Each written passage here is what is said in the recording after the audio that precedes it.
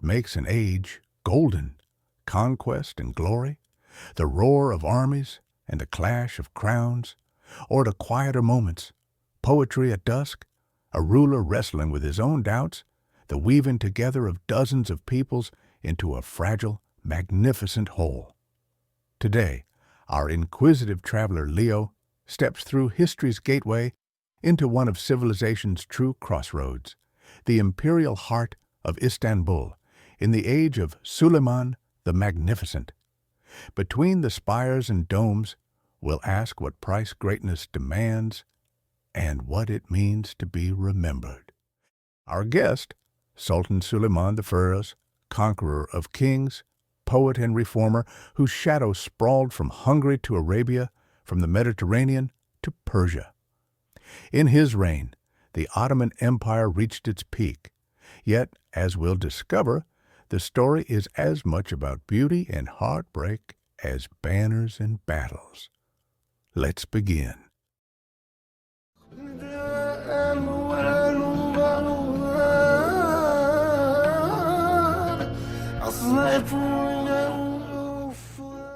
Istanbul, spring of 1557. The city swells with 10,000 lives, merchants and menders, janissaries and scholars. The newly finished Suleymaniye Mosque dominates the skyline. Here, minarets rise like spears, and the courtyard echoes with the clangor of chisels and laughter. Outside, camels jostle with carts at the grand bazaar. Inside, pious men press lips to cool marble as sunbeams illuminate the calligraphy in blue and gold. It's just afternoon. Leo, our young, and let's be honest, slightly overwhelmed visitor from a far-off future, pads quietly toward the mosque gardens. Passing under arched doorways, smelling the waft of rosewater and warm bread, he crosses into a world where power, faith, and art are bound inseparably.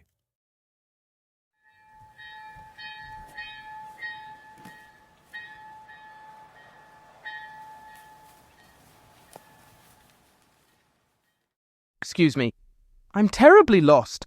That fountain keeps showing up on every path I choose. I was hoping to find the gardens, but, well, this city is full of surprises. In Istanbul, even the lost may find themselves. The gardens are through this archway, though perhaps at this hour you seek more than shade. You are not from these parts, I think. That's quite perceptive. I'm from very far from here, actually. I'm a traveler with a passion for history, and for asking far too many questions. May I join you? You seem like someone who might have interesting stories. You may, my young friend. In this garden, inquiry is always in season. My own questions are never quenched, I confess, though perhaps today's will mostly come from you. What brings a curious stranger to seek stories in my gardens? Well, honestly, these gardens are stunning. The tulips. I almost tripped over my own feet staring at them. They're like living jewels. Are they your favorite flower, or is that just court rumor? Court rumor sometimes catches truth in its net. I am, as they jest, tulip mad. Persian poets called the tulip a cup for the morning dew, and to my mind, its brief glory reminds us that beauty is a passing guest. I nurtured these beds myself once, before my knees grew less forgiving. Each spring they teach me anew about the fleeting nature of all earthly splendor. That's surprisingly philosophical for a flower. They remind me of stories from home, how just one bloom carried across borders can start a craze that transforms entire economies. Did you ever imagine tulips might spread beyond the empire? Who controls where beauty wanders? I encouraged their cultivation at court, and my gardeners, clever men, some from as far as Hungary or Aleppo, bred new colors and shapes with the passion of alchemists. Yes, I gifted bulbs to envoys who admired them. If someday distant lands devote fortunes to these simple flowers, it will amuse me greatly. Beauty has a way of conquering where armies cannot. Like seeds carried on the wind, it takes root in the most unexpected soil. Well, let's just say tulips definitely make their mark on the world. Speaking of conquest, but the peaceful kind, How do you balance all this beauty and art with the practical demands of running such a vast empire? An empire thrives not only by the sword, but by the pen and the plough, young one. I sponsor architects and poets, just as I direct soldiers and judges. Sinan, my chief architect, is as much a general of stone as my admirals are masters of the sea. In the court school, boys from a dozen lands learn geometry and law alongside the Quran. You see, if a city is well-shaped and the mind cultivated, the realm stands firm. Neglect either, and all crumbles, like a garden left untended. Sinan, he designed this mosque? The Suleimaniye? It's incredible how the light seems to dance in here. Indeed. He was once a common janissary, an army engineer who understood how to move earth and stone. Now his domes arch higher than princes' ambitions. Sinan combined lessons from Hagia Sophia, Persian tombs, and his own genius to create something entirely new. I told him, build not only for glory but for God, for the living and for those yet unborn. Walk with me, I'll show you his vision made manifest.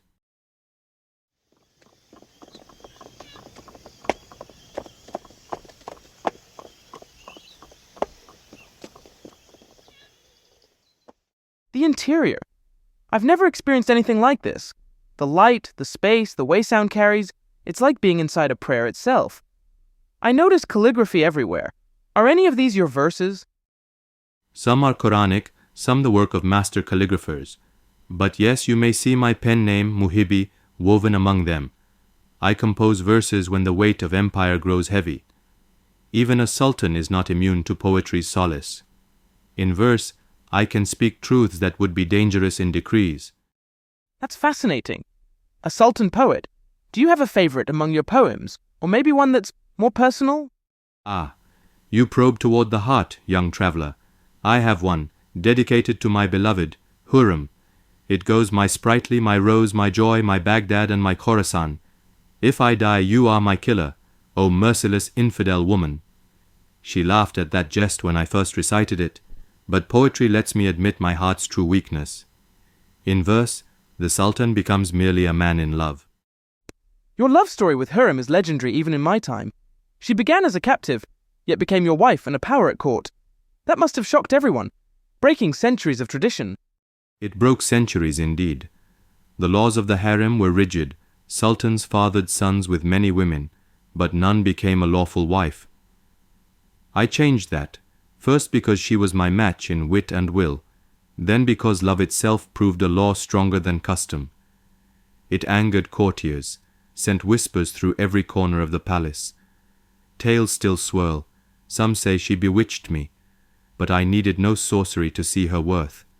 Sometimes the heart must overrule the crown. But did she really influence your policies, your decisions? Or are those stories exaggerated? Hurrem advised, argued, consoled, and yes, occasionally scolded me like any wife might her husband. She funded charities, built mosques, often reminded me that mercy can achieve more than vengeance. She wrote to foreign leaders in her own hand, conducted correspondence with European queens. Some ministers resented this unprecedented influence, but I valued her mind as well as her heart. After all, a ruler who listens only to flattery is soon led far astray. Speaking of building, I see construction everywhere around the city. How do you decide what to build and where? Is it about showing imperial power or something more? Power, yes, but also purpose that outlasts any reign. When I commission a mosque, I include a school, a hospital, a caravanserai for travelers. The Suleimaniye complex feeds 400 souls daily. Free soup for the poor, bread for the hungry. A bridge spans not just water, but connects distant peoples to trade and understanding. Even a simple fountain in a marketplace serves God by offering cool water to the thirsty. Sinan understands this. Every arch must serve both earth and heaven. Show me a ruler who builds only for himself, and I'll show you ruins that mock his memory. That's incredibly thoughtful. How do you and Sinan actually work together? Do you sketch designs, give him lists, or... I am no architect. My hands know gold, not stone, but I know what the soul needs. I tell Sinan, let light flow like water, let the dome rise like prayer, let every corner whisper of eternity. He takes these dreams and translates them into something that will stand for centuries. We have built over 300 structures together, bridges in Bosnia that span both rivers and old hatreds, mosques in Damascus that welcome both conqueror and conquered, aqueducts that bring fresh water to distant cities. Each bears the mark of our collaboration, my vision of a just and beautiful world, his genius in making it endure. 300 structures. That's an incredible legacy. What drives such ambitious building? When I am dust, these stones will still teach. A hospital cures the sick long after the physician dies. A school enlightens minds generations after the teacher rests. A bridge connects peoples when the diplomat who conceived it is forgotten. This is how a sultan truly serves God, not by conquest alone, but by leaving the world more beautiful, more just, more filled with learning and mercy than he found it. Armies can tear down in a day what takes years to build, but who would destroy a fountain that gives water to children? That's a beautiful vision. Now, I'm curious about your other legacy. Your reputation as Kanuni, the lawgiver. Why was organizing Ottoman law so urgent? When I ascended the throne, our statutes were a patchwork quilt, some thread strong, others fraying, many simply missing. Sharia, the law of God, provides our foundation, but the daily realities of empire, taxes, land rights, commerce, needed clear, predictable regulation. I summoned the finest jurists, chief among them Ebu Suud Effendi, to harmonize law and faith into something both just and practical. My Kanun codified punishments, set fixed tax rates, gave merchants and peasants alike some shield from arbitrary abuse by officials. You see, justice unites a realm more securely than any wall or garrison. How did these reforms actually affect ordinary people? Say, a farmer in Anatolia, or a Christian merchant in the Balkans? Let me give you a concrete example, my young friend. Before my reforms, newly conquered lands were sometimes bled dry by greedy officials who imposed whatever taxes they wished. I fixed rates by law. A peasant in Hungary or Syria knew exactly what he owed, and no lord could demand more without facing my courts. Christian and Jewish villages kept their traditional leaders and handled their own disputes, but came under my kanun for matters affecting the general peace. In this way, loyalty grows from fairness, not fear alone. As Allah teaches us, a tree flourishes when its roots find just soil. Did religious leaders object to these innovations? Mixing secular and sacred law seems potentially controversial. Often and vigorously. Some clerics worried that sultanic law would drift from divine intent, that I was usurping God's authority, but with Ebu Suud's scholarly help, I demonstrated that the Sultan serves God by governing society justly, that civil order itself is a form of worship. I did not abolish Sharia. Instead, I balanced it with Kanun, allowing both to flourish in their proper spheres.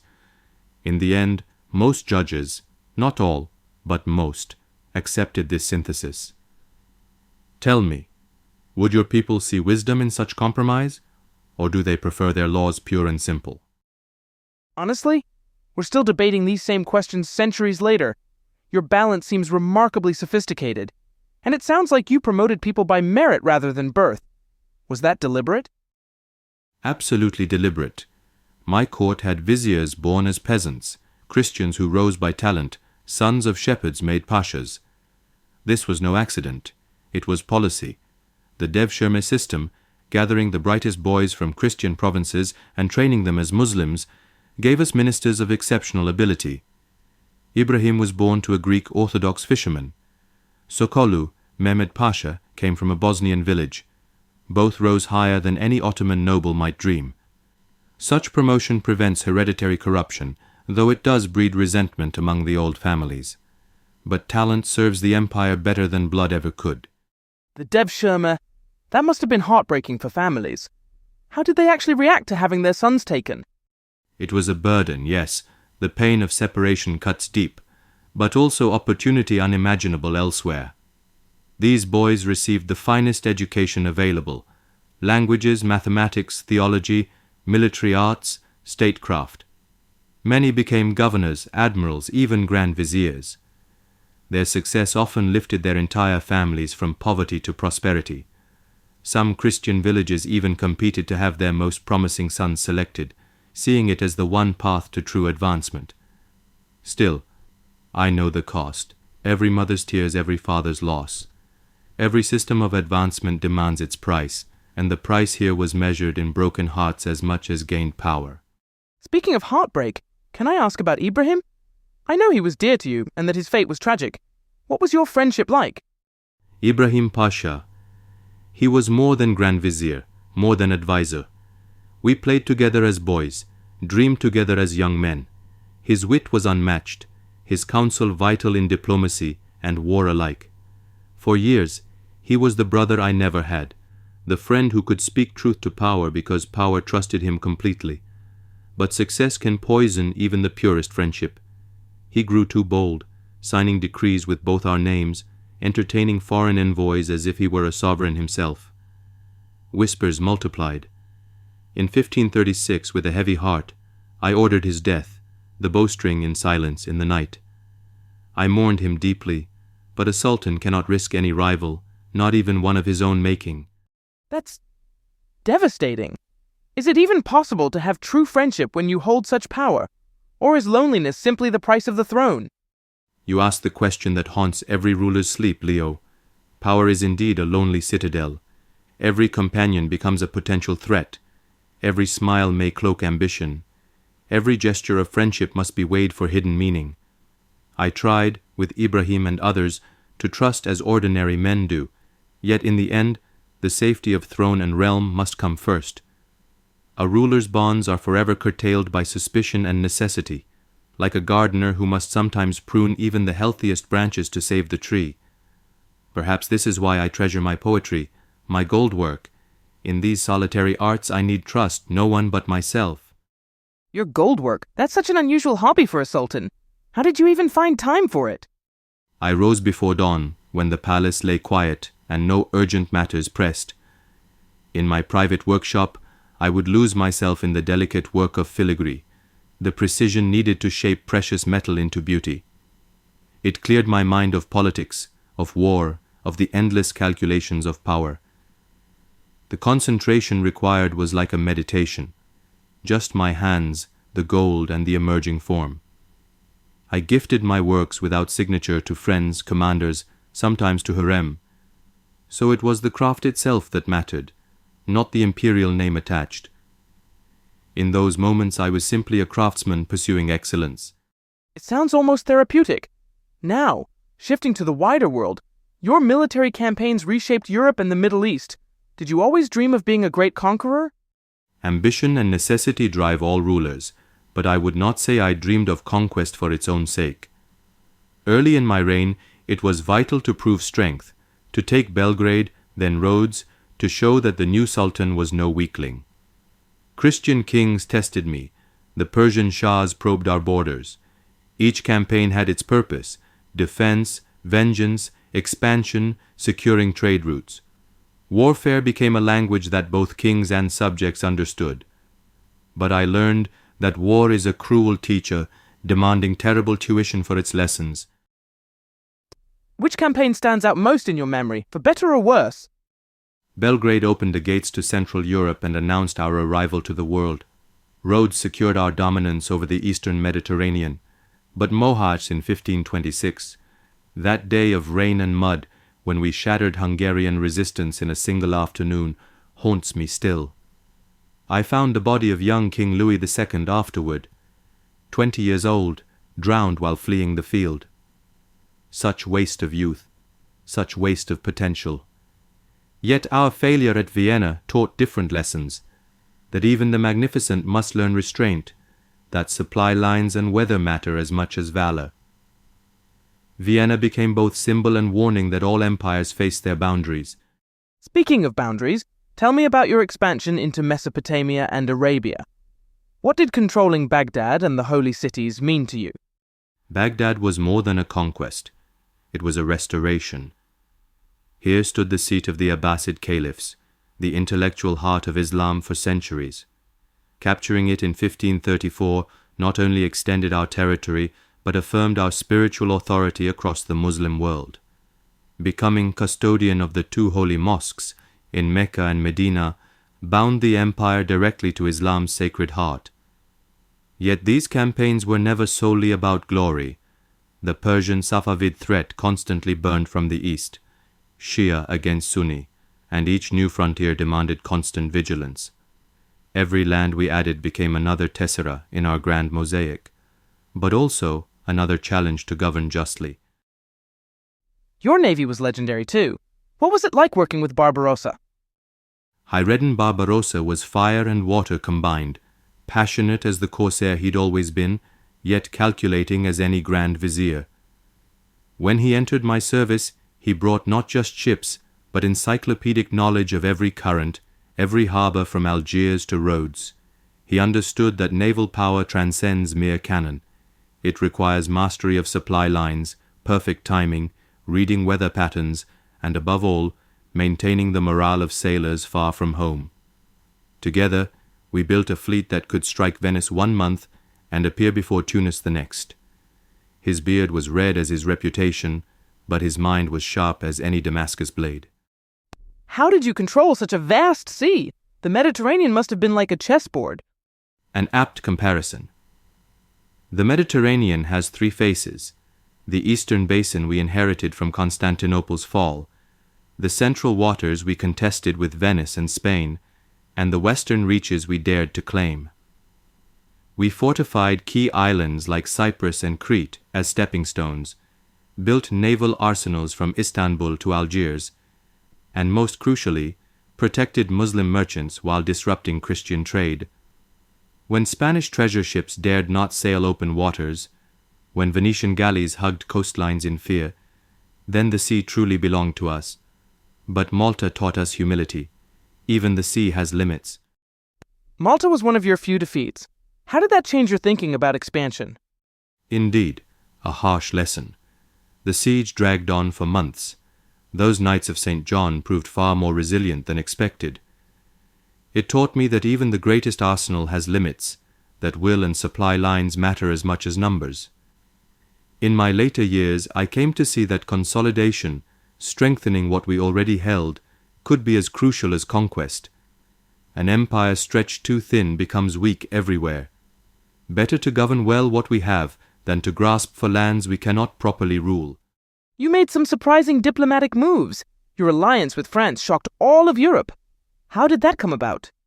Politics makes strange friends and stranger enemies, young Leo. Francis the Mar of France and I shared a common threat, Charles V, who pressed France from the east while threatening our own lands from the west. Why should two eagles tear each other apart when a third seeks to devour both their territories? I offered Francis naval support in the Mediterranean. He provided a western front against Habsburg power. Some called it scandal, a most Christian king allied with the Sultan. I called it wisdom. Pragmatic statecraft sometimes requires setting aside religious prejudice for mutual benefit. Did this alliance change how Europe saw the Ottoman Empire? Absolutely. No longer were we simply the terrible Turk at civilization's gates.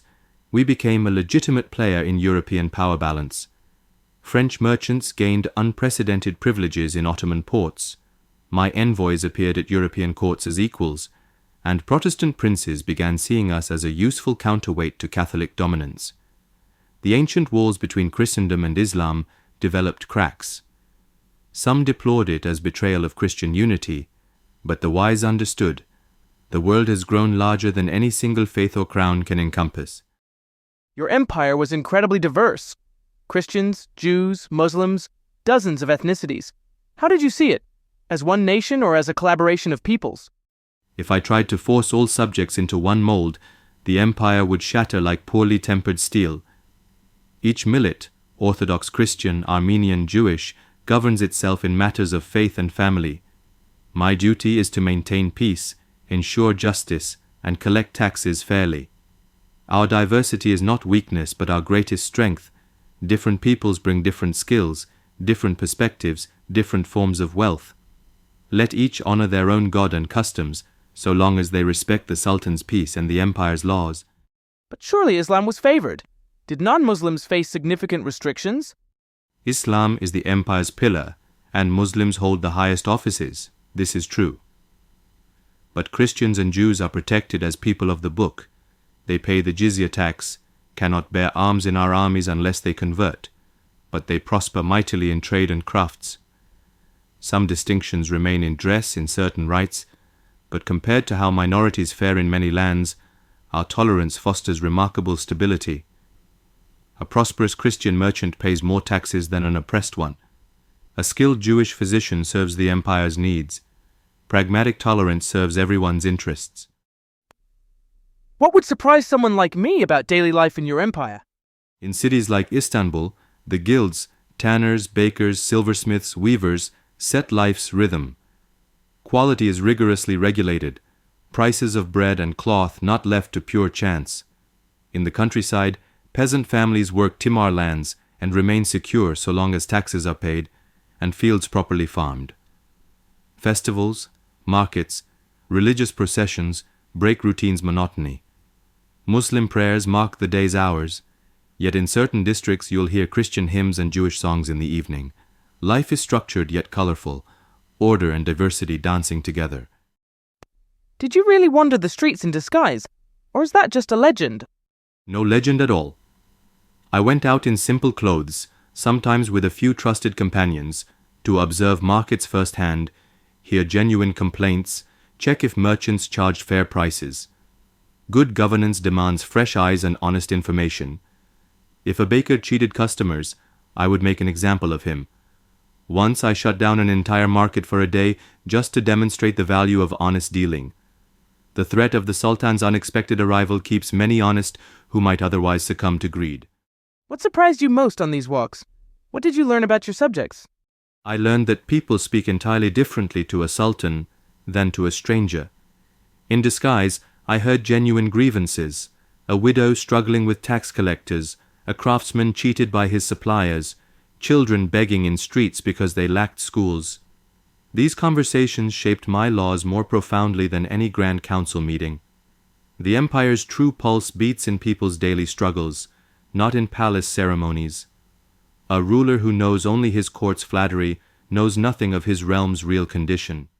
Your daughter Mihrima also played a remarkable role. How did you view powerful women in your court? Mihrima was the brightest star after her mother, intelligent, determined, and utterly devoted to the empire's welfare. She married Rustam Pasha, one of my ablest viziers, and her wisdom helped balance the court's various factions. She funded massive mosque complexes, provided counsel on policy matters, even helped finance my later campaigns from her own wealth. What began as the Sultanate of women in my lifetime proved that strength comes in many forms. I chose to see capable daughters as imperial assets, never as threats to masculine authority. Did your mother influence you similarly? My mother, Hafsa Sultan, shaped my early reign more decisively than any minister or general.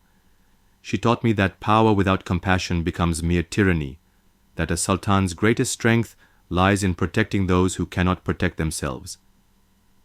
When she died in 1534, I lost not just a mother but my wisest counselor. Her charitable foundations throughout the empire showed me how royal women could serve God through service to others. Both Hurrem and Mihrima followed her noble example, proving that imperial women could wield influence for the greater good. But the court was dangerous too, wasn't it? Especially for potential heirs. I wish it were not so, but yes. Ambition cast long shadows over every feast, every conversation. Ottoman succession has always been harsh, brothers set against brothers, sons against fathers when necessity demands. My own father survived by defeating his brothers in civil war. I escaped that particular trial at my accession, but later, my son's rivalry brought unspeakable tragedy. I have wept as both sovereign and father, learning that the two roles often demand contradictory choices. Mustafa's story is heartbreaking. Do you ever regret following the court's suspicions? Every single day. Mustafa was brave, brilliant, beloved by soldiers, perhaps too beloved for his own good. When accusations reached me, real or forged I may never know, I feared civil war more than personal grief. A divided empire becomes a dead empire, prey to our many enemies. I convinced myself I chose the realm's welfare over a father's heart, but his loss aged me more than any campaign, any defeat. What you hear in my later poetry is often the echo of that unhealing wound. How did your people react to his death? The Janissaries mourned openly. Common people wept from Anatolia to Egypt. Poets composed veiled laments, dangerous acts, but I lacked the heart to silence them. To rule is to accept that you will be both loved and resented, often by the same people for the same decisions. Some blamed Hürrem, some blamed Rüstem Pasha, some blamed me directly. All were probably correct to some degree. As you've gotten older, have your views on war and conquest changed? Age proves a harsh but honest teacher. In youth, I saw each campaign as another step toward eternal glory. Now, I count costs differently, not just in gold or territory won, but in the faces of young men who never return to their families.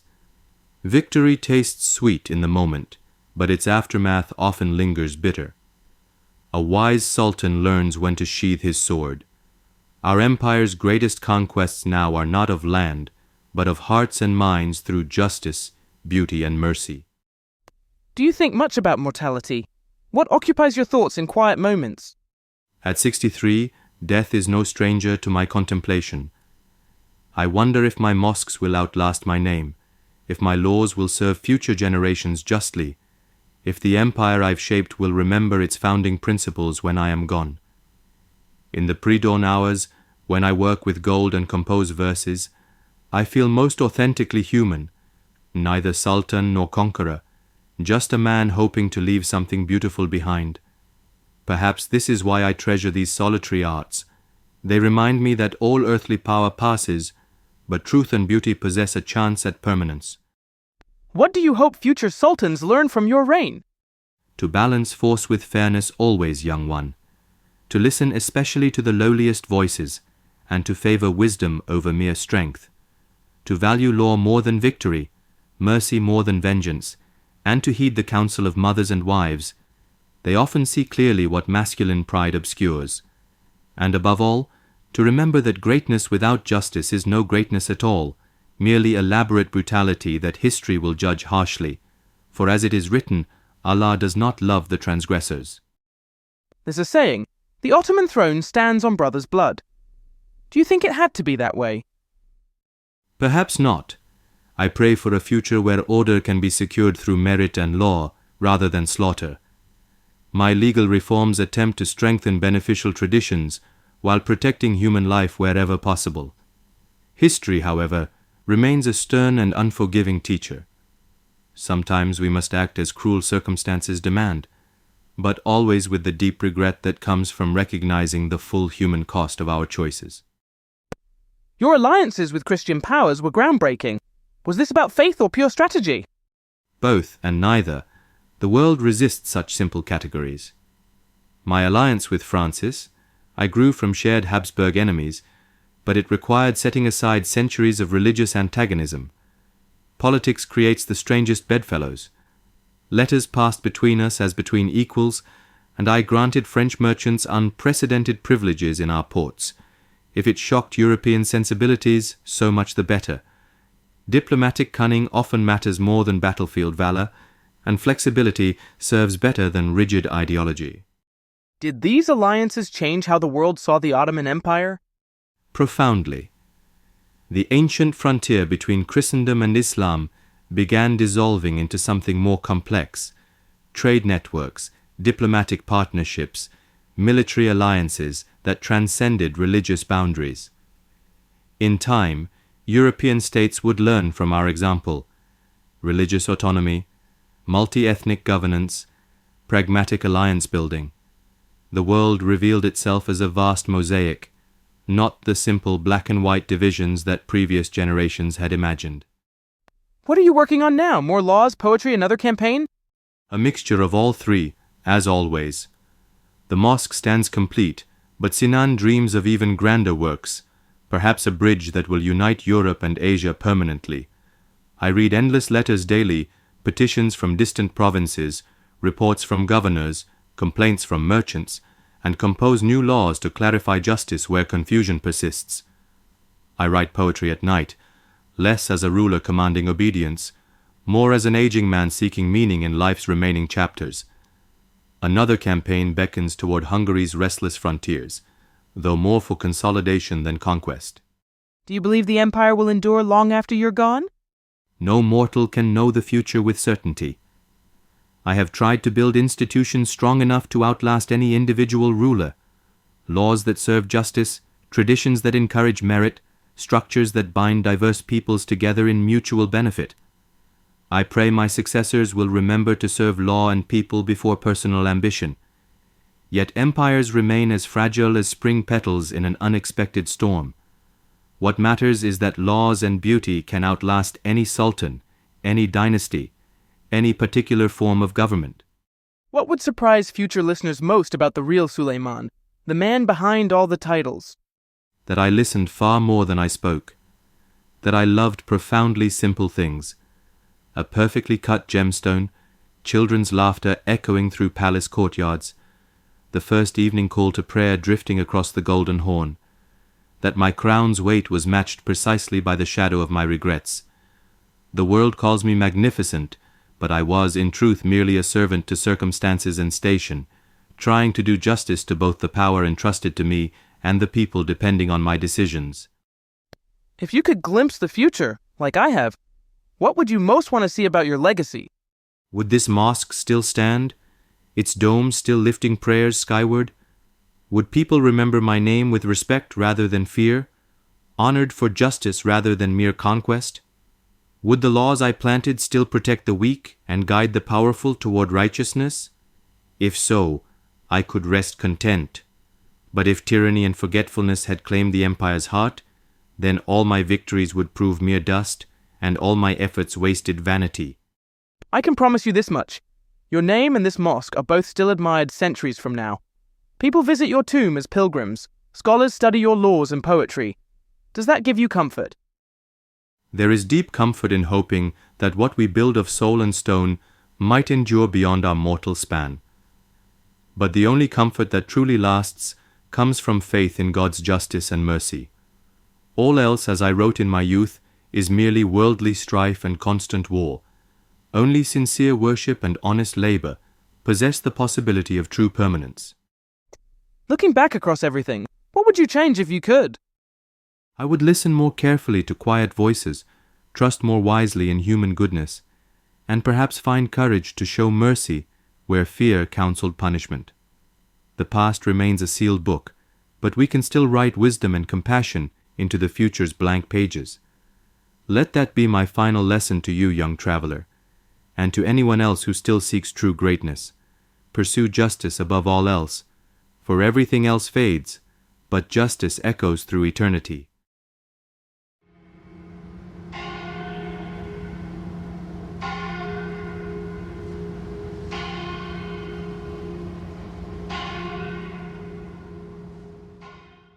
As the sun melts behind domes and minarets, Leo and Suleiman stand a moment longer on warm marble stones, an old lion of empire, tempered by love and loss, wisdom and regret, a young seeker, chasing echoes through time's vast corridors, their words, woven from ambition and sorrow, conquest and compassion, linger like incense, a testament to the eternal human search for meaning across all ages and empires. Thank you, Sultan Suleiman, for sharing memories both triumphant and tragic, for revealing the man beneath the crown and the dreams within these timeless stones. Your story shows that true greatness is woven from wisdom and loss, ambition and humility, power and profound humanity. I hope everyone listening can see that even the mightiest rulers were, in the end, human beings wrestling with impossible choices and hoping to leave the world somehow better. We have traveled far today, across battlefields and gardens, through palaces echoing with both celebration and sorrow. Suleiman the Magnificent, Kanuni the lawgiver, Muhibi the poet, reminds us that every golden age demands payment in difficult choices, both public and achingly personal. His empire's reach pushed borders across 3 continents, but his truest legacy lies in the eternal human quest for justice, beauty, and meaning. May we carry that lesson forward into our own uncertain times, remembering that the measure of greatness lies not in power seized, but in wisdom shared and mercy shown.